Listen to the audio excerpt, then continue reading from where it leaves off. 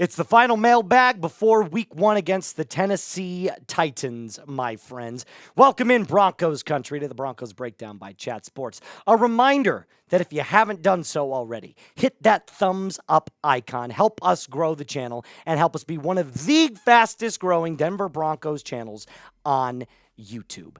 Bossman Jay, big fan of the show, coming in with the first question. Question for the day. If both Greenlaw and Singleton are on a pitch count, how many ones or no inside linebacker schemes will VJ use? I think you're going to see a lot of single inside linebacker schemes. I could absolutely see you keeping a Karene Reed out there. Same with Justin Stranad if there is a pitch count. But that's not to also say that you couldn't activate Lavelle Bailey onto the 53-man roster. You can activate a player up to 3 times from the practice squad to the live day roster. And I know that Sean Payton has already gone out and kind of noted that. You could also, in case you didn't want to call anybody up, move Talanoa Hufanga up and kind of play inside the box as well. He's a hard-hitting safety enough. He could play up so that you could maybe run one single high safety coverage with Brandon Jones. There are so many different types of packages that you can run, especially if Greenlaw and Singleton are on a pitch count. I think it's important, though, to pick and choose the times that Greenlaw and Singleton are out there. In the fourth quarter, if the game's a little bit closer, I want them out for the entirety of the quarter. So you got to find times in order to bring them on and off the field. Biggie, how many yards for Troy Franklin week 1? Against the Titans, mediocre secondary. We'll go 54. I think 50 has got to be the line. Like, do you take it over or do you take it under? I'll take the slight over. Give me 54 yards for Troy Franklin week 1, which I think would also be great considering last year he only had, 280-something yards total? So think about it. If he had 54 week 1, you're knocking a massive chunk right off the beginning.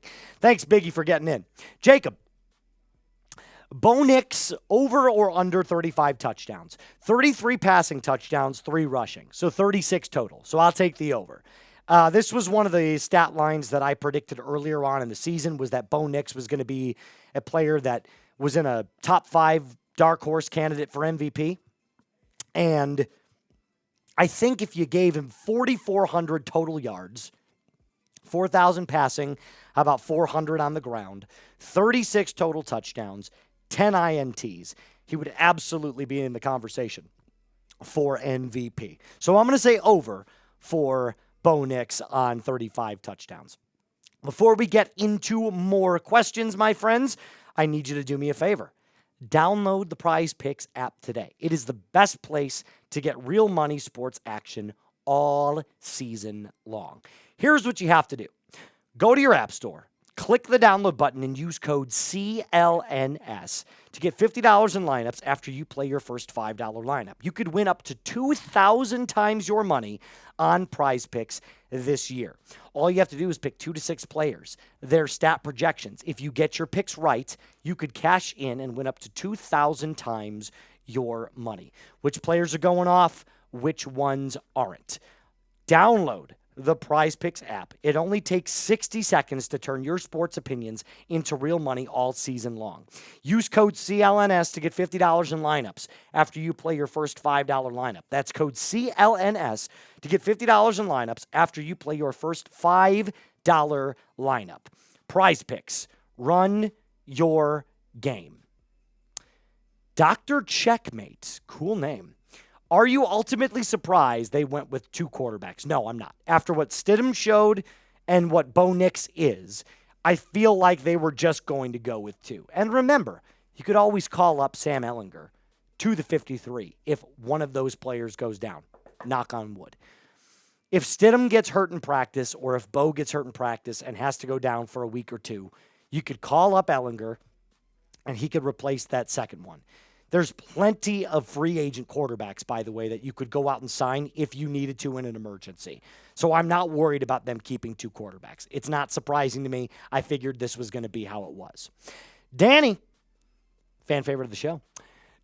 Who do you think next year is more likely to lose a promotion, Davis Webb, or gain a promotion, I'm sorry, lose to a promotion. Yes, that's my fault. Davis Webb or Vance Joseph. It's Vance Joseph.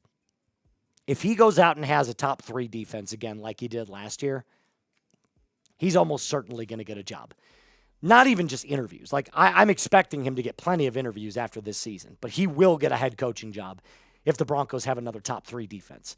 He's just too good of a defensive coordinator. Now, I hope that's not the case. I hope Vance Joseph stays, but we'd be fooling ourselves to believe that he wouldn't take a job, because that's ultimately what all these really good coordinators want to become, head coaches. I know Vance Joseph has already been a head coach for this team specifically, but there's always a chance to get himself another job. So Vance Joseph, I believe, will most likely get a head coaching job next year. Like I said, I don't take any pleasure in saying that, but it's the reality of the world we live in. Pierce, how do we feel about the Chargers as an opponent after the Rashawn Slater injury? Not nearly as good as I did before. Rashawn Slater was voted as the 3rd best left tackle in the entire NFL. Like, I feel like people sleep on that. Just because it's one offensive lineman, it is the 3rd best left tackle in the game, voted on by his peers.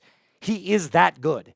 So the fact that he's out now for the entire season leaves a massive hole trying to protect Justin Herbert's blind side. The Broncos have an unbelievable opportunity to blitz him early, often, hard, and fast. Giggity. If they do that, we're good. If not, if they play a little bit more passively, then I feel like the Chargers, obviously with the talent they have on their team, bringing back Keenan Allen as well, can do a little bit of damage. But if the Broncos stay aggressive on them, I think they can absolutely sweep them. Go back to Boss Man Jay. JFM is playing for a contract. I see him stepping up so he can try to get one more before the trade deadline.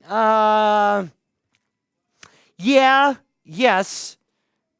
But I think the Broncos know that a trade is more likely than re-signing him. You just paid Zach Allen. You paid Cortland Sutton.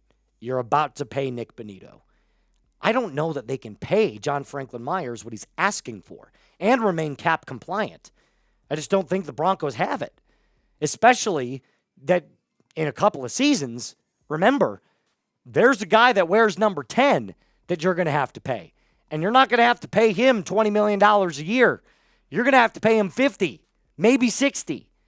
So you've got to take into consideration when you look at all of the future contracts coming up for the Broncos, who is the main priorities? The core players that you want to build around. And as much as I like John Franklin Myers as a player, as much as I believe he adds value to the Broncos defensive line, he is not a core member of this team. He just isn't. So thank you, Boss Man Jay, for getting in on the show. One more time, let's go back to Pierce. Come on. It's over. It's over. Maybe barely on the passing, but I think he easily clears it in both passing and rushing. 17 games, year 2. He almost did it his rookie season. What did he end up with? 3,800 yards? I'm pretty sure he beat 4,000 yards in total offense his rookie season. It's not that hard to do anymore. Hell, Caleb Williams did it. Caleb Williams had over 4,000 total yards for the Bears last year. 37? How much rushing yards? 775, so 15 yards. Yeah. It's okay, yeah. So he did it. He beat 4,000 last year in total yards. It's not hard to do it in total yards. Passing yards, yes, I think he does it over. I think it's slightly, but I think he's over as well. That's going to do it for us on today's episode. A reminder to like the video if you have not already. Subscribe to the channel if you haven't already. And as always, Broncos Country, be cool.